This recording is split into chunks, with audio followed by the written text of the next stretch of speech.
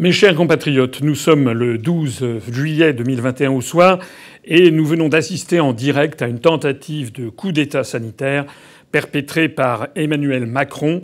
Je rappelle que cet homme n'a plus aucune légitimité maintenant pour diriger la France comme il le fait, puisqu'il y a 15 jours, à la tête de la majorité présidentielle, il a pu assister à la débâcle de son parti politique, puisque les candidats qui se réclamaient de lui, les candidats de En Marche, ont récolté environ 10% des suffrages et compte tenu de l'énormité de l'abstention des votes blancs et nuls, il n'a eu que 3,5% des électeurs inscrits. Dans toute démocratie digne de ce nom, je pense notamment au Royaume-Uni, je pense notamment aux pays scandinaves, je pense même au Japon, eh bien, un chef d'État qui aurait essuyé un tel désaveu aurait, sinon présenté lui-même sa démission, en tout cas aurait fait démissionner le Premier ministre, aurait nommé un nouveau gouvernement pour tenir compte du vote des Français. L'individu qui est à l'Élysée n'en a rien fait et vous l'avez vu, il a même maintenu, comme si de rien n'était, des ministres qui se sont fait chasser comme des malpropres dès le premier tour, 5 ministres du gouvernement dont la décence minimale eût été qu'ils présentassent leur démission. Alors, M. Macron, maintenant, nous a annoncé une liste de mesures qui sont des mesures absolument inadmissibles et dictatoriales. Je ne vais pas entrer dans le détail. On comprend qu'il impose la vaccination obligatoire immédiatement pour les personnels soignants, mais on comprend également qu'il est en train de créer une société où il sera quasiment impossible de faire en sorte de ne pas être vacciné. Je voudrais dire 2 choses à ce propos. La première chose, c'est que ça n'est imité nulle part ailleurs en Europe. Macron, qui n'a à la bouche que la santé européenne, la politique de santé européenne, etc., ne peut pas trouver en Europe un seul pays qui ait pris des mesures aussi draconiennes. L'Italie et la Grèce viennent de décider d'imposer la vaccination obligatoire au personnel soignant, mais ne sont pas allés jusqu'à intimider la population avec des mesures les empêchant de vivre jusqu'à ce qu'ils se fassent vacciner. La deuxième chose que je voudrais dire, c'est que non seulement ces mesures dictatoriales n'existent pas en Europe, mais elles n'existent pas non plus dans l'écrasante majorité des pays du monde. J'ai vu que M. Bayrou, que M. Kouchner, que M. Barnier, que M. Jadot, entre autres, exigent la vaccination obligatoire pour tous. J'ai même vu que le professeur Mattei, à tête de l'Académie de médecine, qui avait fait un scandale et avait été chassé d'ailleurs au moment de la grande canicule, à la grande époque, lorsqu'il avait traité par-dessous la jambe, alors qu'il était le ministre chargé de la Santé, cette canicule qui avait fait des milliers de morts. J'ai vu que ce président de l'Académie de médecine réclame non seulement une vaccination pour tous, mais dès 12 ans. Et je vois que Macron, écoutant ces personnes, va dans cette direction, même s'il n'édicte pas positivement l'obligation, il met les Français dans une situation telle qu'ils devraient s'y plier. Alors, je voudrais dire que le modèle de démocratie de tous ces messieurs, Bayrou, Kouchner, Jadot, Barouin, Mattei, Macron, eh bien, on ne le trouve guère que dans 2 à 4 pays dans le monde. Il n'y a, au moment même où je parle, que 2 États sur 200 aux Nations Unies, c'est-à-dire 1% des États du monde, qui ont imposé la vaccination obligatoire pour les plus de 18 ans. Il s'agit, premièrement, du Turkménistan, deuxièmement, du Tadjikistan.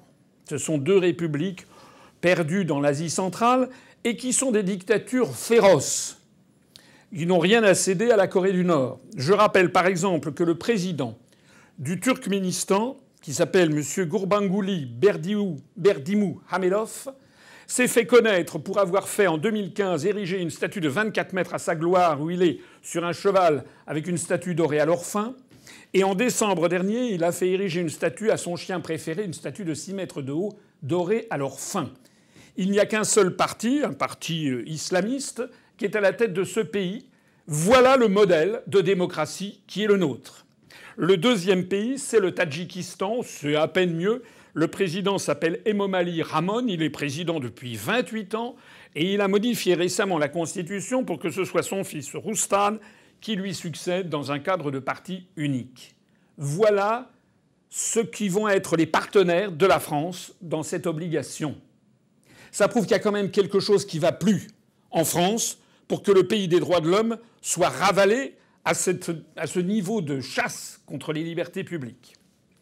2 autres États ont pris des mesures qui sont celles de Macron, c'est-à-dire que, objectivement, obligatoire, il n'y a pas d'obligation à la vaccination, mais il y a des contraintes telles que c'est pratiquement la même chose, puisque les gens ne peuvent quasiment pas sortir de chez eux s'ils ne sont pas vaccinés. Ces 2 pays, c'est l'Arabie saoudite, dirigée, comme vous le savez, par Mohammed Ben Sultan, celui qui a fait découper en rondelles un journaliste à Ankara qui ne lui plaisait pas et qui maintient le pays, l'Arabie saoudite, sous une main de fer. Et le deuxième, c'est le Pakistan, dirigé par le Premier ministre Imran Khan, Pakistan où l'on fait défiler très régulièrement des foules entières qui approuvent les actes terroristes qui ont été commis en France, notamment l'assassinat de Samuel Paty, et qui passent leur temps à réclamer la tête d'Emmanuel Macron. Voilà les 4 États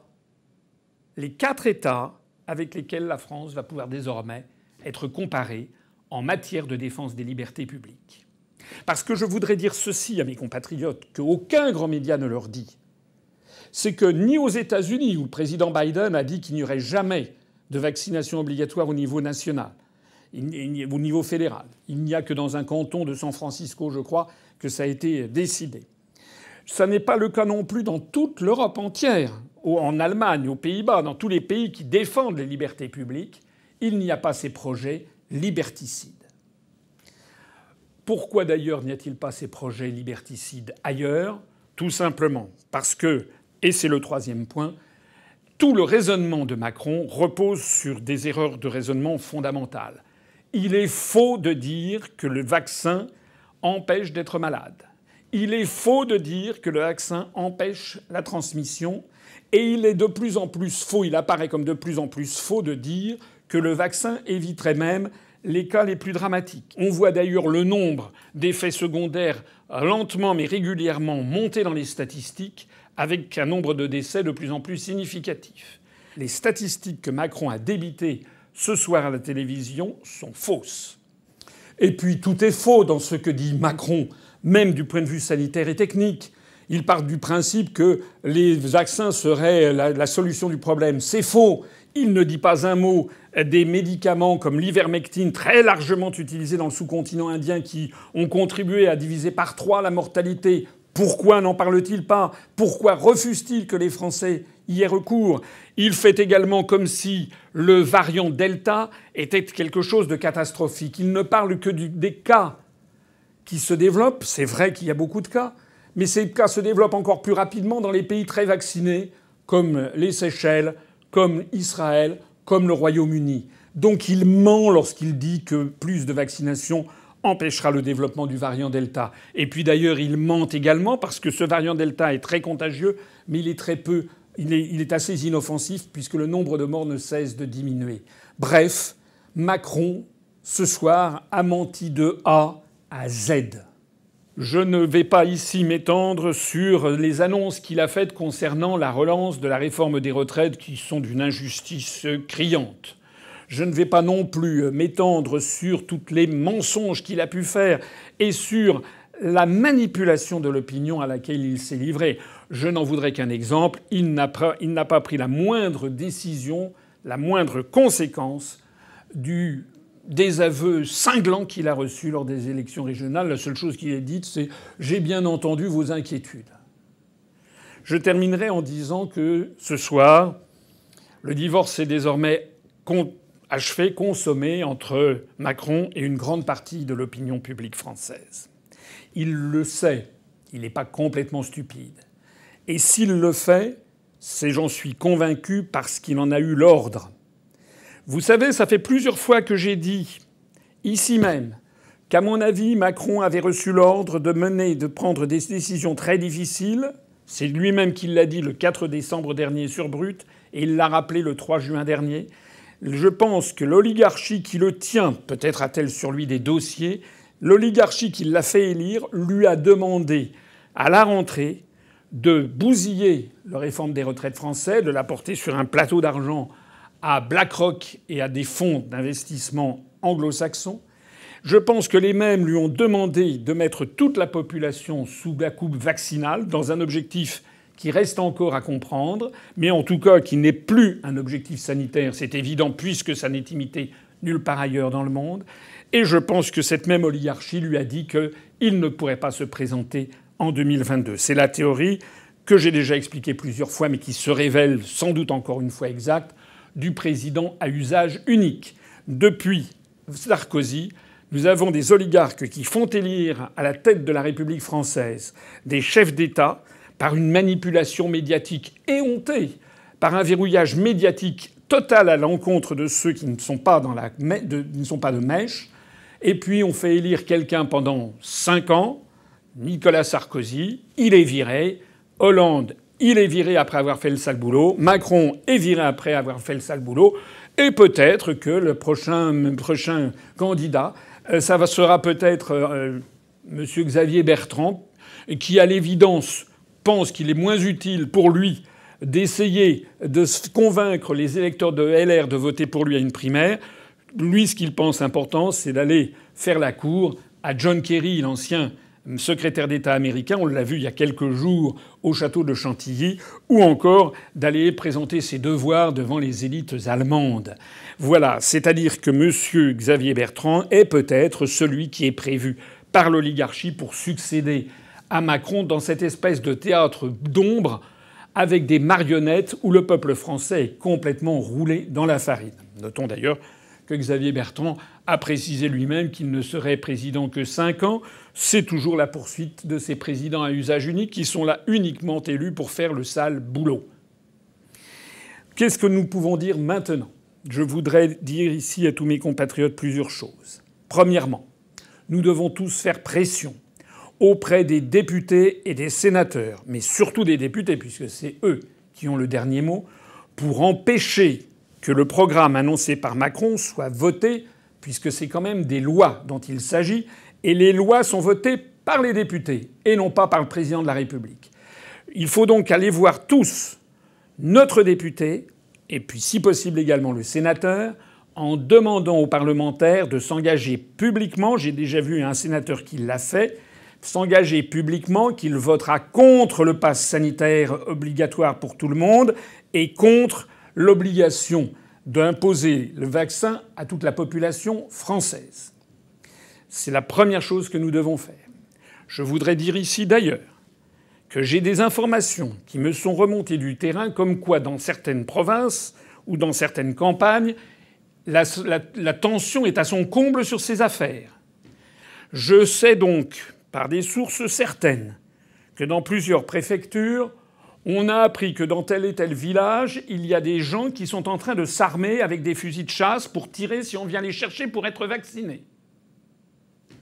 Faites très attention à la situation que vous êtes en train de créer.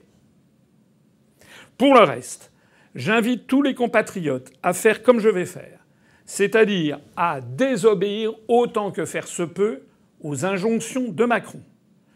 Il ne faut plus aller au restaurant, nous n'irons plus au restaurant. Il ne faut plus aller faire de courses, nous ne ferons plus de courses, on se fera livrer. Et puis on ira dans des petits commerces ou bien sur les marchés. On ne doit plus aller au cinéma, nous n'irons plus au cinéma. On ne doit plus aller au théâtre ni dans les lieux de culture, nous n'irons plus dans les théâtres et dans les lieux de culture.